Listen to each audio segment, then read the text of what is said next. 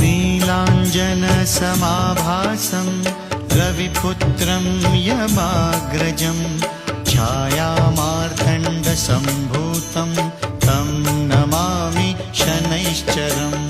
नीलाञ्जनसमाभासं रविपुत्रं यमाग्रजं छायामार्तण्डसम्भूतं तं नमामि शनैश्चरम्। नीलाञ्जनसमाभासं रविपुत्रं यमाग्रजं छायामार्तण्डसम्भूतं तं नमामि शनैश्चरम्।